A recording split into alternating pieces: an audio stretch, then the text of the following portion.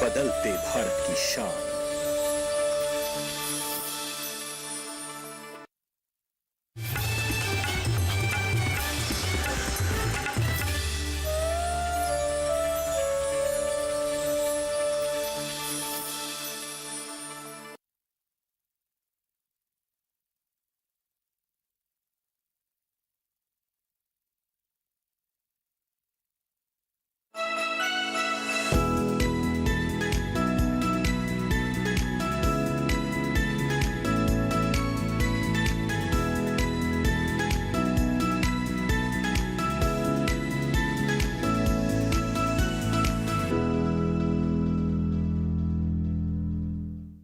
नमस्कार किसान भाइयों, मैं हूं नीता सिंह। कार्यक्रम कृषि दर्शन में आप सभी का स्वागत है। कृषि दर्शन के माध्यम से हमारी कोशिश रहती है कृषि जगत से जुड़ी तमाम जानकारियां आप तक पहुंचा सके। तो आइए शुरू करते हैं आज का कार्यक्रम, जिसमें होंगे 3 सेगमेंट्स: विज्ञान और किसान, कृषि स्टार्टअप और फार्मिंग इंडिया। किसान भाइयों, आइए देखते हैं सबसे पहले सेगमेंट विज्ञान और किसान। किसानों की बेहतरी के लिए सरकार और वैज्ञानिक लगातार काम कर रहे हैं।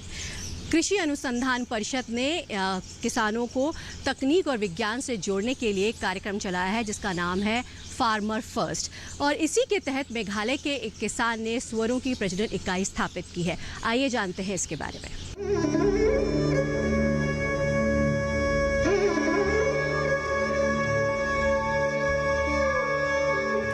फर्स्ट शब्द असल में फार्म, इनोवेशन, रिसोर्स, साइंस और टेक्नोलॉजी के पहले अक्षरों को मिलाकर बना है। नाम से ही जाहिर है कि फार्मर फर्स्ट यानी किसान प्रथम कार्यक्रम किसान को खेती और उससे जुड़े व्यवसायों को वैज्ञानिक विधि से करने के लिए प्रेरित करता है। मृणाल सोहकवई मेघालय के री भोई जिले में रहते हैं। उनके गांव का नाम बोरखतसारी है। 34 साल का ये शख्स कुछ समय पहले तक बेरोजगार था। परिवार मुख्य रूप से खेती बाड़ी पर ही निर्भर था। खास तौर से ये लोग धान, सब्जियां और मसालों की खेती कर रहे थे। पूर्वोत्तर में चूंकि सुअर पालना आम बात है, इसीलिए मृणाल के यहाँ भी चर्बीदार भोजन के लिए सुअरों की स्थानीय प्रजाति पाली जा रही थी। समस्या ये थी कि स्थानीय नस्लों में पैदावार दर और उत्पादन क्षमता बेहद कम है। शायद यही वजह है कि इस परिवार ने सुअर पालन को व्यावसायिक रूप से नहीं अपनाया था। ऐसे में उत्तर पूर्वी पर्वतीय क्षेत्र अनुसंधान परिसर उमियन ने इस इलाके में अपनी गतिविधि तेज की।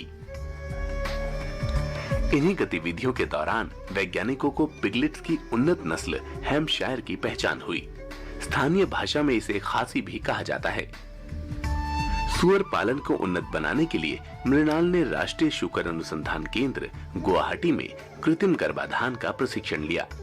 मृणाल के पास अपना बाड़ा है, जिसमें वो सुअर पालन कर रहे हैं। चारा लागत को कम करने के लिए वो पशुओं को घर का बना चारा खिलाते हैं। स्थानीय रूप से उपलब्ध सब्जियों, कोलोकासिया की पत्तियों, केले के छिलकों, चावल और गेहूं के भूसे के अलावा रसोई के कचरे का भी इस्तेमाल करते हैं। चारा तैयार करने के लिए सभी सामग्रियों को एक साथ मिलाकर उन्हें पकाया और फिर ठंडा किया जाता है। पिगलेट्स यानी सुअरों के बच्चों की मुक्त आवाजाही के लिए उन्होंने पशुशाला के सामने बांस का एक बाड़ा तैयार किया है। पूर्वोत्तर में बांस आसानी से मिल जाने वाली सामग्री है, इसलिए बाड़ा बनाने में बहुत खर्च नहीं आया। बीमारियों से मुक्त रखने के लिए मृणाल पशुशाला में साफ सफाई का पूरा ख्याल रखते हैं। मृणाल न सिर्फ अपने जानवरों में कृत्रिम गर्भाधान करते हैं, बल्कि गांव के दूसरे पशुपालक भी उनके पास आते हैं। हर गर्भाधान से उन्हें 1500 रुपए की अतिरिक्त कमाई हो रही है। अब तक वो 17 मादा सुअरों का गर्भाधान करवा चुके हैं। स्थानीय स्वदेशी सुअरों के बच्चे का आकार और विकास दर बहुत कम है। मेघालय के स्थानीय बाजार में पिगलेट्स की उन्नत नस्लें भी आसानी से उपलब्ध नहीं है। यही वजह है कि पिगलेट्स की उन्नत नस्लों की मांग बहुत ज्यादा है। इस मांग को पूरा करने के लिए मृणाल ने अपने फार्म को एक प्रजनन इकाई में बदल दिया। उन्हें किसान प्रथम परियोजना के तहत उत्तर पूर्वी पर्वतीय क्षेत्र अनुसंधान परिसर उमियम की ओर से हैम्पशायर एक्स क्रॉसब्रीड पिगलेट्स के 8 सुअर मिले। इनमें 4 नर और 4 मादा पशु थे। इन 8 पिगलेट से वो अब तक 101 बच्चे पैदा कर चुके हैं। इनमें से 85 बच्चों को उन्होंने दूसरे पशुपालकों को बेचा और कुल 3,42,000 रुपए की आय प्राप्त की। पिछले साल सितंबर में जब 45वां नौम स्थापना दिवस मनाया गया तो हैदराबाद स्थित राष्ट्रीय कृषि अनुसंधान प्रबंध अकादमी की ओर से उन्हें इनोवेटिव फार्मर अवार्ड 2020 से सम्मानित किया गया। और अब वक्त है पशुपालक कैलेंडर का, जिसमें हम आपको बताते हैं कि वर्तमान समय में कैसे पशुओं की देखभाल की जाए। तो आज जानेंगे अप्रैल माह में कैसे की जाए पशुओं की देखभाल। पशुओं को SH एवं BQ रोग से बचाव का टीका अवश्य लगवाएं। इस माह में अधिक गर्मी की संभावना रहती है, अतः इससे पशुओं को बचाने का प्रयास करें। पशुओं को दोपहर में छाया वाले एवं हवादार स्थान में रखें। पशुओं को कम से कम दिन में 4 बार पानी पिलाने का प्रयास करें। थनैला रोग की पहचान और निदान के उपाय करें। गाभिन पशुओं को अतिरिक्त आहार दें एवं प्रसूति बुखार से बचाने के लिए 50 से 60 ग्राम खनिज मिश्रण नियमित रूप से दें। मुर्गी पालक फार्म की सफाई पर विशेष ध्यान दें। पशुओं को बाह्य परजीवी से बचाने के लिए पशु चिकित्सक की सलाह से दवा का छिड़काव नियमित रूप से करें। कृषि दर्शन में फिलहाल वक्त है एक छोटे से ब्रेक का। ब्रेक के बाद जानेंगे कृषि स्टार्टअप के बारे में।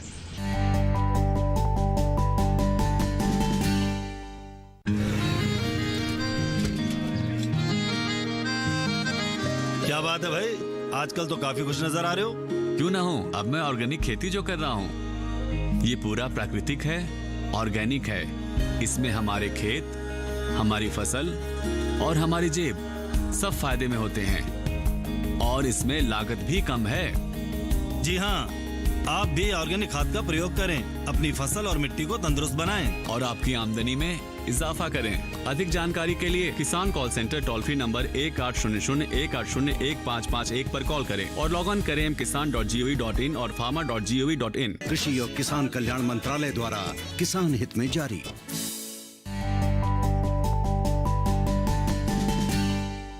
कहते हैं किसी काम को पूरी मेहनत और जज्बे के साथ किया जाए तो सफलता जरूर मिलती है, और इसका जीता जागता उदाहरण है बुटाना गांव के किसान सुल्तान सिंह। इन्होंने मछली पालन के क्षेत्र में न सिर्फ देश में बल्कि विदेशों में भी नाम कमाया है। आइए जानते हैं इनके बारे में। इनको पद्मश्री अवार्ड से नवाजा गया है।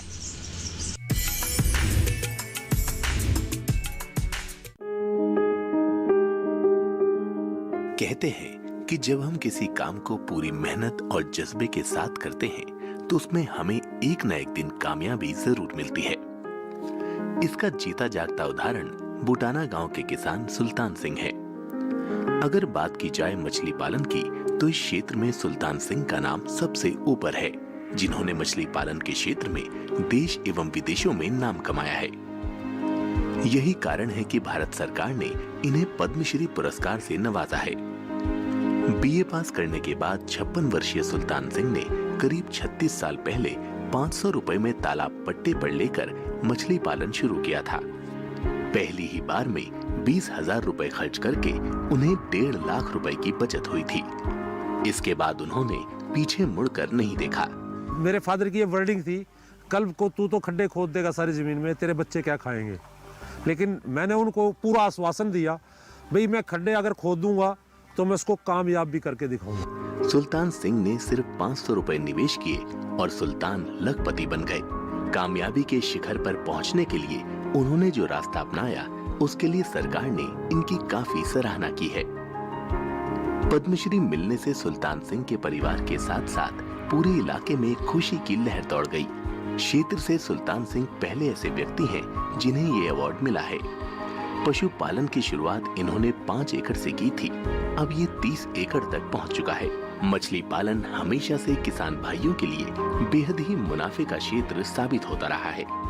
अगर किसान अपनी सूझबूझ और बाजार की मांग को देखते हुए मछली पालन करें तो आगे भी मछली व्यवसाय किसानों के लिए लाभकारी साबित हो सकता है। साथ ही साथ किसानों की आय दोगुनी करने में ये काफी हद तक मददगार साबित हो सकता है।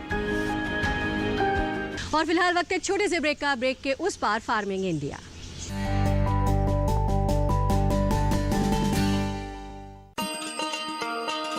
किसान भाइयों गांठ बांध लो बात बहुत है काम की, समृद्धि के पैगाम की। मिट्टी के मिजाज को समझो, मिट्टी के हर राज को समझो, मिट्टी की तुम जांच कराओ, मुफ्त सॉइल हेल्थ कार्ड ले जाओ। कभी मुनासिब बीज लगाओ, सही किस्म की खाद ले आओ, जितनी जरूरी उतनी डालो, सही मात्रा खुद पहचानो, इसको अपना मंत्र बना लो, मिट्टी की सेहत को जानो। बात बहुत है काम की, कम लागत अधिक वरदान की। किसान भाइयों गांठ बांध लो, आज ही मिट्टी की जांच कराएं। राज्य सरकार के कृषि अधिकारी से संपर्क करें और मुफ्त में सॉइल हेल्थ कार्ड पाएं। कृषि और किसान कल्याण मंत्रालय द्वारा किसान हित में जारी। बरेली के इज्जत नगर में स्थित भारतीय पशु चिकित्सा अनुसंधान संस्थान ने CSF और शीप पॉक्स वैक्सीन की तकनीक हेस्टर बायोसाइंसेस को दे दी है। ये वैक्सीन शूकर और भेड़ों की प्रतिरोधक क्षमता को बढ़ाती है और साथ ही ये दोनों वैक्सीन बहुत सस्ती भी हैं। आइए जानते हैं इन दोनों वैक्सीन के बारे में विस्तार से।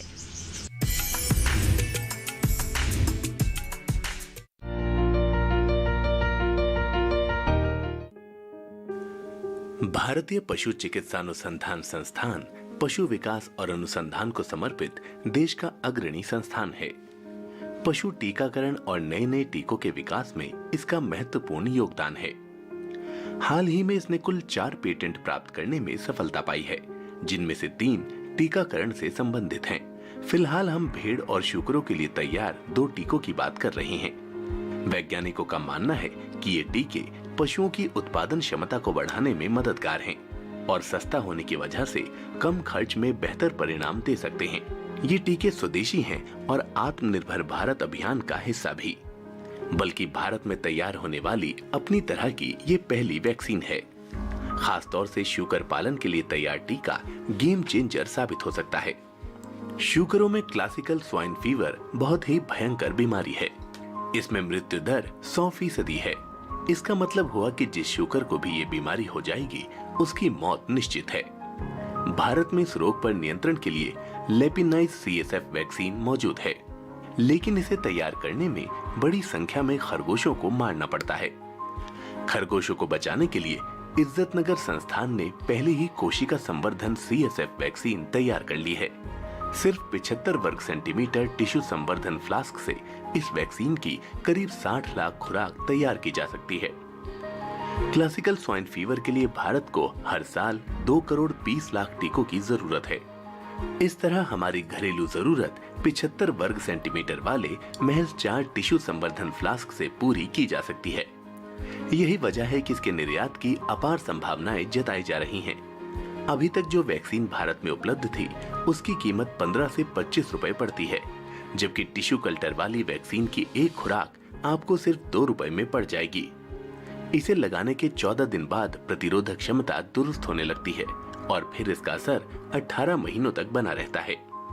इसी तरह शीप पॉक्स यानी भेड़ में होने वाली चेचक भी बहुत गंभीर बीमारी है। इसके लिए भी इज्जतनगर संस्थान ने शीप पॉक्स वैक्सीन तैयार की है। ये हानि रहित, पूरी तरह सुरक्षित और प्रतिरोधक क्षमता को मजबूत करने वाला टीका है। बहुत कम समय में ही इसकी हजारों खुराक तैयार की जा सकती है और इसे लगाने के बाद 40 महीने तक काम करती है।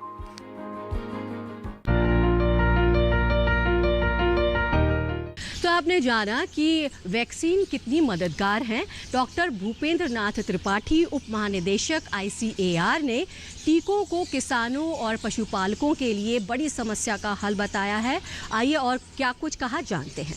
हमारे भारतीय कृषि अनुसंधान परिषद के जो संस्थान है Indian veterinary research institute Izzatnagar में उत्तर प्रदेश में, ये संस्थान शुरू से विभिन्न बीमारी के विरोध लड़ाई करने के लिए, उसका रोकथाम के लिए टीका की जो व्यवस्था बनानी है वो बनाते आया है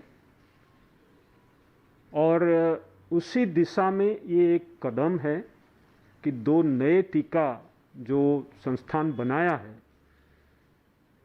उसको, उसका लार्ज स्केल मैन्युफैक्चरिंग और सप्लाई ये करने के लिए हम एक प्राइवेट कंपनी को इसका लाइसेंस दिए।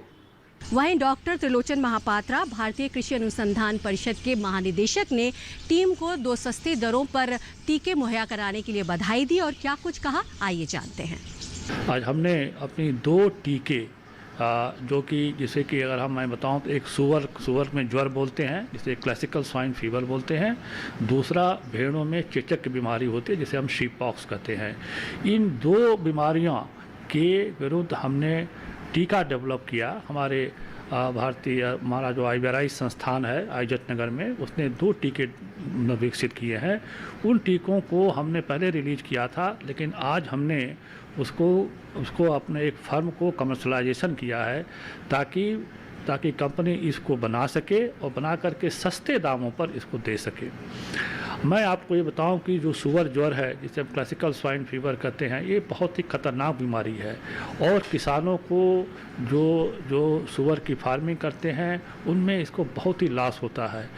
लगभग पूरे के पूरे फार्म ख़त्म हो जाते हैं। लगभग 100% तक इसमें मृत्यु दर होती है और किसान को बहुत ही आर्थिक नुकसान पहुंचता है। हमारी क्षमता देश में केवल 1.2 मिलियन थी, 12 लाख की थी क्षमता। अब हमने जो तकनीकी विकसित की है सुअर ज्वर के टीके की, वो तकनीकी हम सेल कल्चर में करते हैं, कोशिका संवर्धन में करते हैं और जो इसका विषाणु है उस विषाणु को हमने उसकी बीमारी करने की क्षमता को समाप्त कर दिया है और ये पाया गया कि ये इसका जो वायरस का जो ग्रोथ होता है सेल कल्चर में, कोशिकीय संवर्धन में, वो बहुत ज़्यादा होता है। इसलिए हमारे बहुत कम लागत में बहुत अच्छी वैक्सीन बन रही है। दूसरी इसमें ये फ़ायदा है कि इसकी इम्यूनिटी जो हम लोग आजकल आपने सुना होगा कि कोविड में कि इम्यूनिटी कितनी महीने की है, इसकी इम्यूनिटी कम से कम 2 साल है, कम से कम 2 साल है। यानी पहले हम जिस टीके को साल में 2 बार लगाते थे, अब हम उसी टीके को जो नई टेक्नोलॉजी से डेवलप किया है उस टीके को हम 2 साल में 1 बार लगाएंगे। और इस वैक्सीन की प्रोटेक्शन क्षमता अच्छी है। इसको फील्ड में भी ट्रायल हो चुका है, सारे फेज ट्रायल हो चुके हैं और आज इसे कंपनी को ट्रांसफ़र कर दिया गया है और गवर्नमेंट ऑफ इंडिया, भारत सरकार जो पशुपालन मंत्रालय है, अब इस बीमारी के उन्मूलन के लिए प्रोग्राम भी चलाने जा रही है। तो इस समय एक ऐसी वैक्सीन, एक ऐसा टीका डेवलप किया है ICR ने जैसे पशुपालन मंत्रालय उसको जो है अपने जो नियंत्रण और उन्मूलन कार्यक्रम है सुअर ज्वर का, उसमें काफ़ी फायदा होगा इससे। प्रधानमंत्री नरेंद्र मोदी ने मछली पालन के क्षेत्र को मजबूत करने के लिए मत्स्य संपदा योजना की शुरुआत की, जिससे मछली पालकों की आय बढ़ सके और रोजगार के नए अवसर पैदा हो सके। और क्या कुछ खास है इस योजना में, आइए जानते हैं।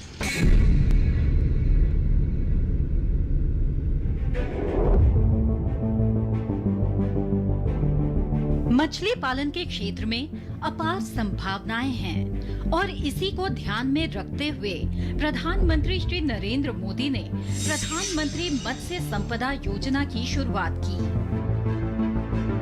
इस योजना की घोषणा बजट में की गई थी। स्वतंत्रता के बाद ऐसा पहली बार है कि देश में मत्स्य पालन क्षेत्र के लिए इतनी बड़ी योजना का शुभारंभ किया गया है। मछली पालन के क्षेत्र से जुड़ी प्रधानमंत्री मत्स्य संपदा योजना की अनुमानित लागत 20,050 करोड़ रुपए है। इस योजना से मछली पालन के क्षेत्र से जुड़े मछुआरों, मछली किसानों, मछली श्रमिकों, मछली विक्रेताओं और अन्य हितधारकों को फायदा होगा। मत्स्य योजना का मकसद नीली क्रांति के जरिए देश में मछली पालन क्षेत्र के सतत और जवाबदेह विकास को सुनिश्चित करना है। इस योजना में केंद्र की हिस्सेदारी 9,407 करोड़ रुपए है, जबकि राज्यों की हिस्सेदारी 4,880 करोड़ रुपए और लाभार्थियों की हिस्सेदारी 5,763 करोड़ रुपए है। प्रधानमंत्री मत्स्य संपदा योजना पूरे 5 साल के लिए लागू की गई है। योजना वित्त वर्ष 2020-21 से 2024-25 के दौरान लागू रहेगी। इस योजना से मछली पालन क्षेत्र की गंभीर कमियों को दूर करते हुए उसकी क्षमताओं का भरपूर इस्तेमाल किया जा सकेगा। साथ ही मछली पालन क्षेत्र में 9% की सालाना दर से वृद्धि के साथ 2024-25 तक 22 मिलियन मीट्रिक टन उत्पादन का लक्ष्य हासिल किया जा सकेगा। इतना ही नहीं, इस योजना के जरिए मछली पालन के लिए गुणवत्ता युक्त बीज हासिल करने और मछली पालन के लिए बेहतर जलीय प्रबंधन को भी बढ़ावा मिलेगा। मछली पालन के लिए जरूरी अवसंरचना और मजबूत मूल्य श्रृंखला विकसित की जा सकेगी। इस योजना के जरिए शहरी और ग्रामीण क्षेत्रों में मछली पालन से सीधे या परोक्ष रूप से जुड़े हुए सभी लोगों के लिए रोजगार और आय के बेहतर अवसर उपलब्ध हो रहे हैं।